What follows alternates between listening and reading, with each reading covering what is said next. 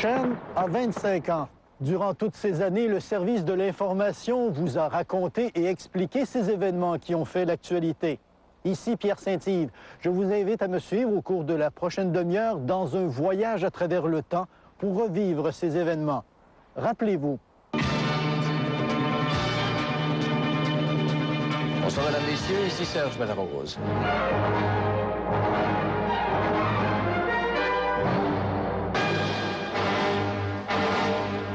Bonsoir, mesdames et messieurs. Le nouveau député libéral de Saint-Maurice. Nous sommes présentement sur le chantier de démolition de l'ancienne usine à papier Tripap, ou si vous préférez la PFCP, jadis la CIP. Lorsque Chen a ouvert ses portes, plus de 800 personnes travaillaient dans cette usine. Ce qui s'est produit ici s'inscrit dans la foulée du plus grand bouleversement qu'ait vécu l'économie de la Mauricie et du centre du Québec au cours des 25 dernières années. Le milieu industriel a été frappé par une profonde mutation qui s'est faite au rythme des fermetures d'usines et des pertes d'emplois par centaines, par milliers. La décennie 1980 a été particulièrement éprouvante pour Trois-Rivières, secouée par une succession de fermetures d'usines. L'épisode le plus dramatique a été l'arrêt des moulins de la filature Wabasso, entraînant la perte de 1100 emplois. Environ 400 autres ont disparu lorsque Dominion Textile a à son tour abandonné les lieux quelques années plus tard. On laisse une partie de notre vie ici. Ici, c'est une grande famille pour nous autres.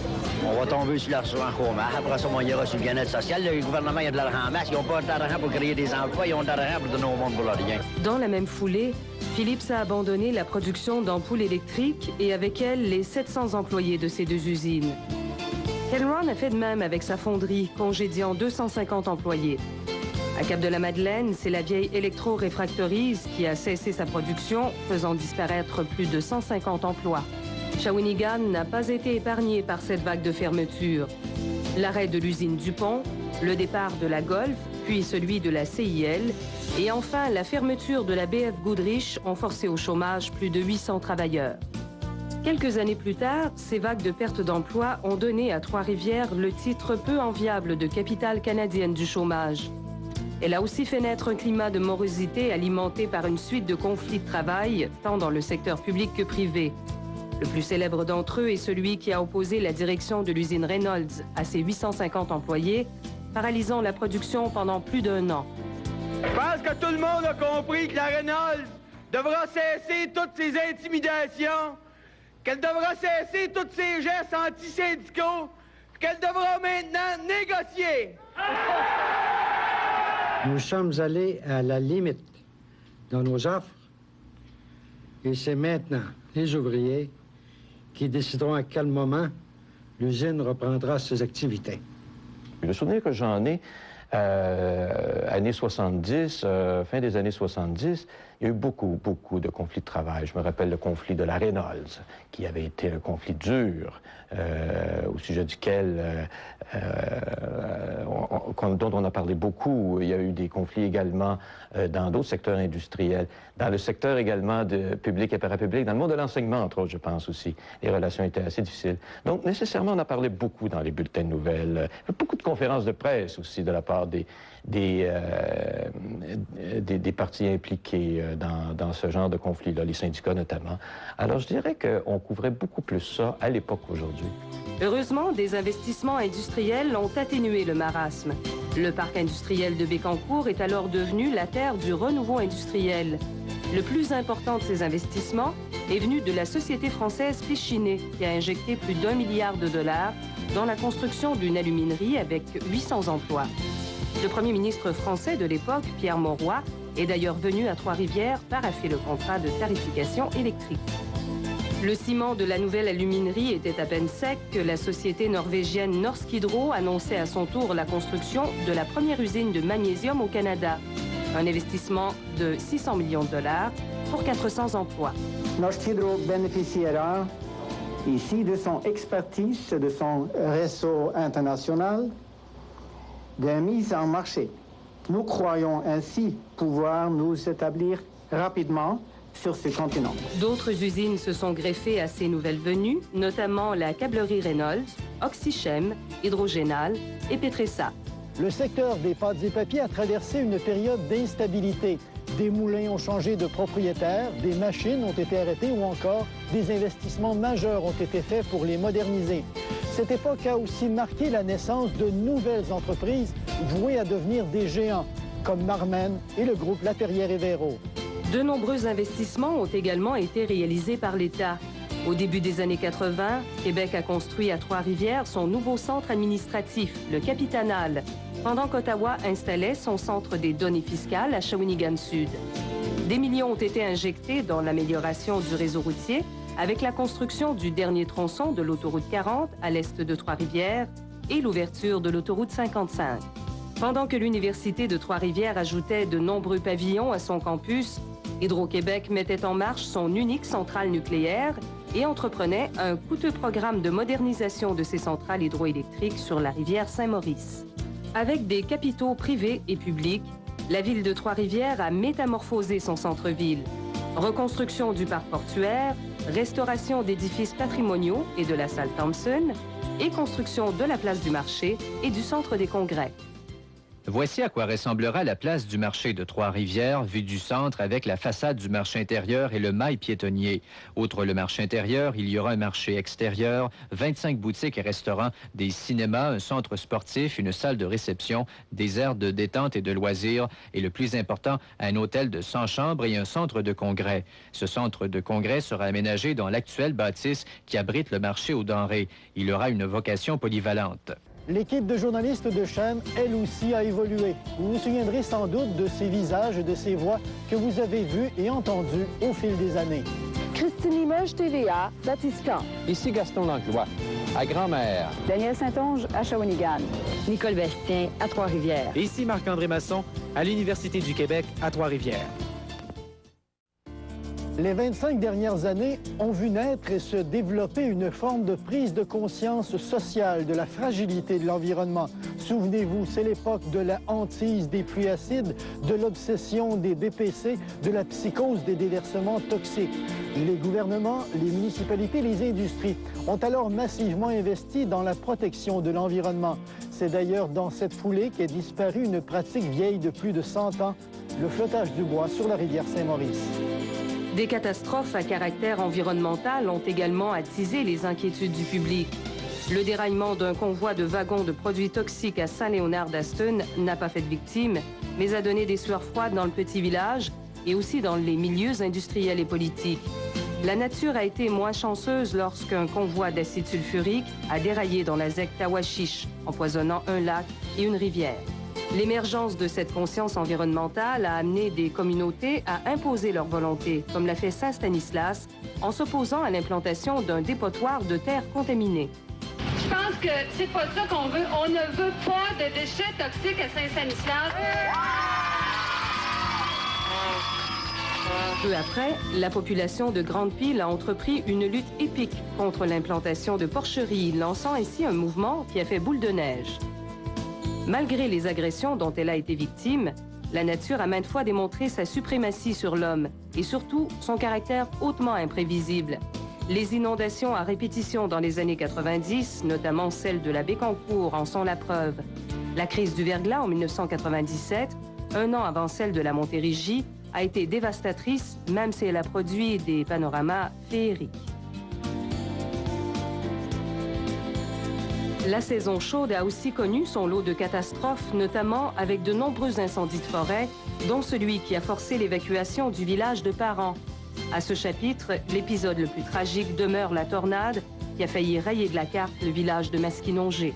Je me rappelle surtout du début. Ce soir du 27 août, tout le monde était chez soi. Là, les téléavertisseurs se sont mis à sonner en début de soirée. Et c'est pas moi qui, d'entrée de jeu, me suis dirigé vers Maskinongé. C'est une autre équipe qui est allée là-bas. Moi, on m'avait envoyé sur la Rive-Sud parce que la tornade était aussi passée sur la Rive-Sud. Ça avait fait des dégâts là-bas, mais très rapidement, on s'est rendu compte que la situation la plus grave, c'était à Maskinongé qu'elle se trouvait, sauf que là, il faisait noir. Ce n'est que le lendemain matin, au lever du jour, je pense qu'on a pu mesurer l'ampleur de cette énorme catastrophe. Peut-être, il y a eu la visite du pape Jean-Paul II en 1984, mais sans doute la plus grosse, évidemment, dans une station, il faut le dire, aux ressources limitées. C'était énorme. Et le souvenir que j'en garde, c'est qu'à ce moment-là, je pense qu'on peut dire que ça a été un tournant dans l'histoire du service des nouvelles de Chem. C'est-à-dire que la station y a gagné énormément en crédibilité en démontrant qu'elle était capable de bien tirer son épingle du jeu dans une couverture de cette dimension-là, qui était quand même une couverture nationale. Et ça, je pense que ça a été noté et ça a été reconnu à l'échelle des médias nationaux. Le retour à la normale se fait très bien. Hydro-Québec et Bell Canada ont présenté des rapports très encourageants sur la progression de leurs travaux. La Sûreté du Québec, elle, annonçait la réouverture dans les prochaines heures de la route 138, mais le maintien du contrôle dans les rues du village. En milieu d'après-midi, le temps se déchaînait encore une fois, compliquant ou même stoppant le travail des équipes d'urgence. Beaucoup ont cru revivre la tornade. Ici, on se demande ce que Masquinongé a bien pu faire au ciel. Louis Cloutier, TVA. La nature, si elle est parfois dévastatrice, peut aussi être bienfaitrice. La preuve, ces dernières décennies, elle a permis à la Mauricie de mettre à profit ses attraits cachés. C'est d'abord grâce à ses atouts naturels que la région a graduellement développé une nouvelle vocation touristique. L'ouverture du Parc national de la Mauricie et de plusieurs parcs régionaux ont largement favorisé l'essor des activités de plein air et le tourisme. Le parc historique des Forges du Saint-Maurice y a aussi contribué. Cette manne nouvelle a entraîné l'implantation de nombreux établissements hôteliers et de villégiatures. Dans cette foulée, les infrastructures culturelles se sont développées, avec par exemple le Musée des religions et la Cité de l'énergie, dont la tour s'est élevée dans le ciel de Shawinigan. Visiter la Cité de l'énergie, c'est porter un regard dans le rétroviseur du temps. Et pour faire le voyage dans le passé industriel de Shawinigan, les organisateurs ont prévu un parcours en 7 étapes. L'entrée est située sur l'île Melville, au centre des sciences. De là, on accède à 4 attractions. La plus spectaculaire étant une course dans la tour d'observation qui domine la ville à plus de 100 mètres. Cette tour est d'ailleurs déjà un symbole marquant pour les Shawiniganais, comme en témoigne cette maquette de Paul Vincent. Le bricoleur l'a reproduite à l'aide de 4625 bâtonnets de crème glacée. 2 expériences ont cependant été plus éprouvantes. Le jeune musée des arts et traditions populaires a dû revoir sa vocation et le village d'Émilie a été abandonné quelques années après son ouverture. Pendant ce temps, les festivités publiques se sont multipliées. Les fêtes du 350e anniversaire de Trois-Rivières ont donné naissance à l'International de l'art vocal. Le Festival de poésie a acquis ses lettres de noblesse internationale. Cap-de-la-Madeleine a créé son Festival des amuseurs publics et Shawinigan, son Festival de théâtre de rue. Pour nous accompagner à la pause, voici d'autres visages que vous avez vus au cours de ces années pendant lesquelles vous avez suivi l'information HM. Ici Louis Cloutier, à Trois-Rivières. Eddie Verbeck, TVA, Lac-à-la-Tortue. Marie-Christine Saint-Pierre, TVA, à Shawinigan. Ici Guy Brouillette, à Trois-Rivières. Chantal Carnian, TVA, Trois-Rivières. Trop souvent, des drames ont fait la une des bulletins de nouvelles. Tragédies, sinistres, crimes ont fait leur lot de victimes et de malheurs. Même un drame d'envergure internationale a eu des répercussions ici, dans le petit village de Sainte-Anne-de-la-Pérade, où s'était installé un groupe d'adeptes de l'Ordre du Temple solaire.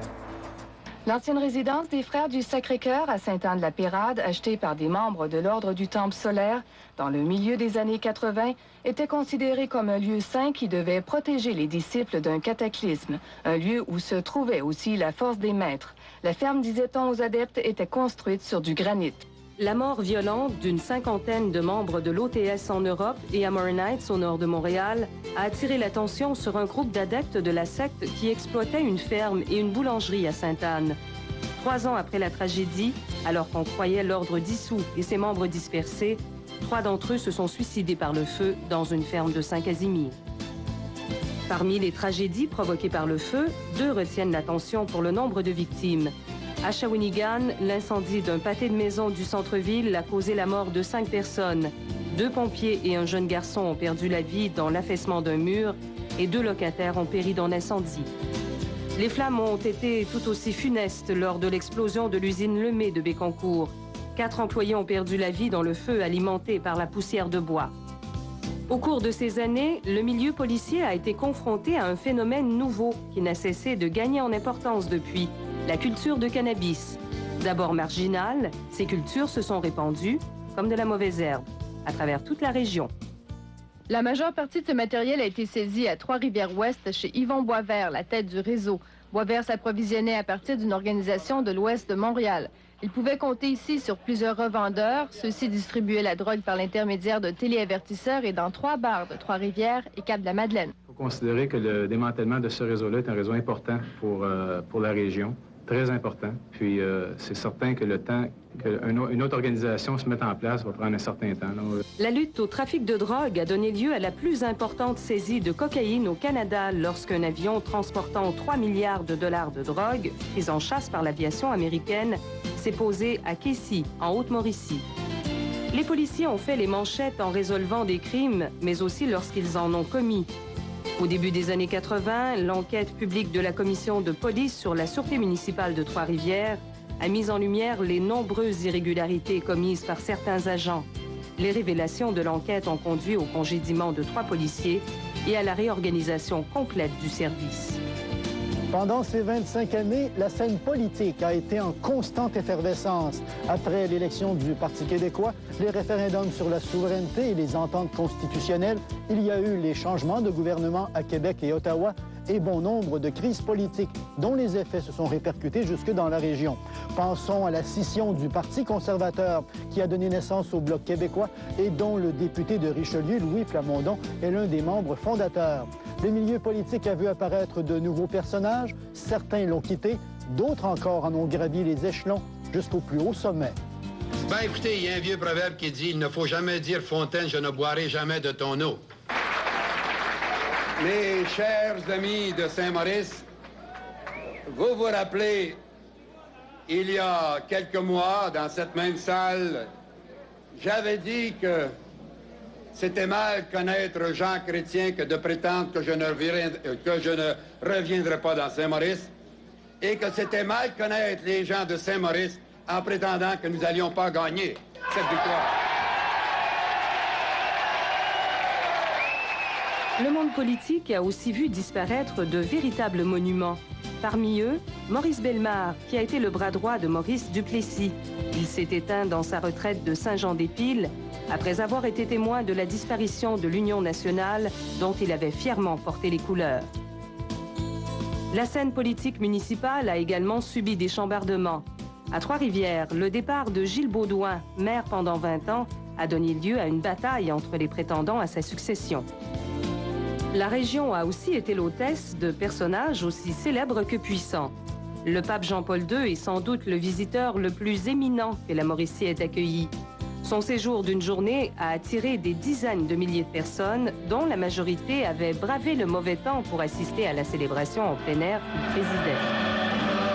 Le pasteur suprême de l'Église, qui voue un attachement particulier à la Vierge Marie, avait tenu à inscrire le Cap-de-la-Madeleine à son itinéraire canadien. Sur les terrains du sanctuaire, des fidèles l'avaient attendu avec patience et endurance sous la pluie toute la journée. Le pape les a exaucés. Je dois vous féliciter votre résistance. Puis quand je l'ai vu, là, il passe un frisson qu'on dit « Il est chez nous.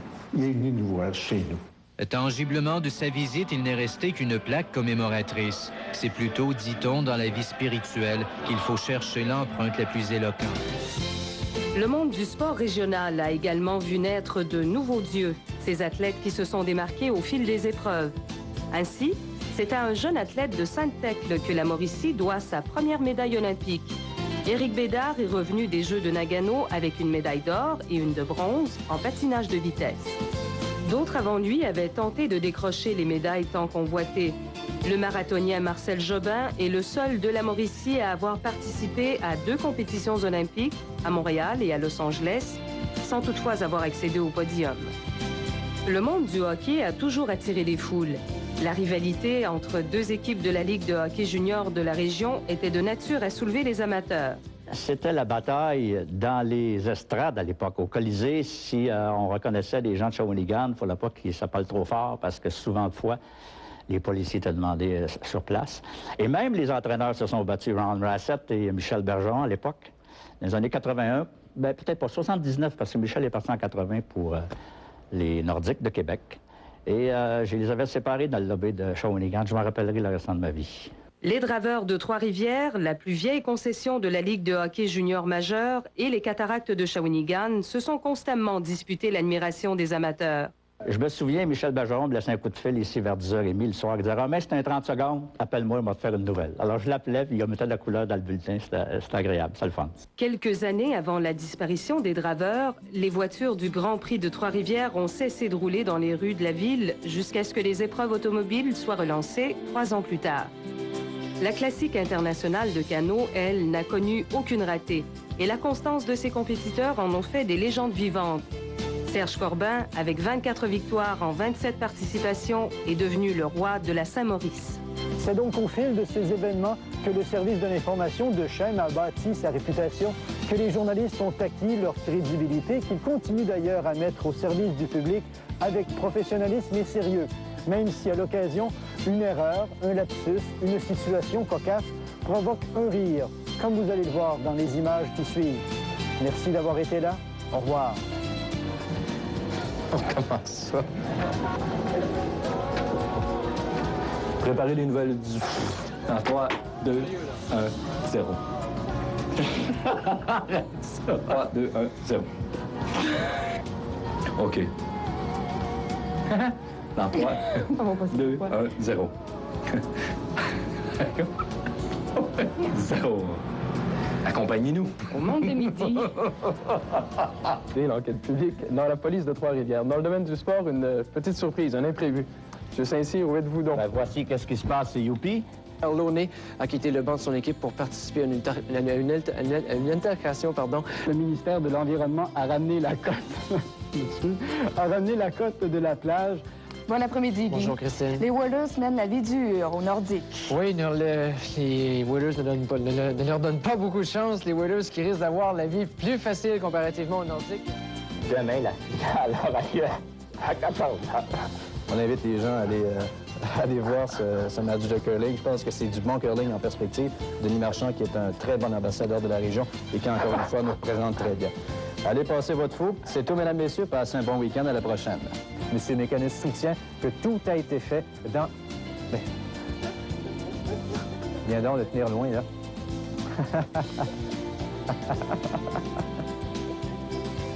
Ça fera un bon bloopers.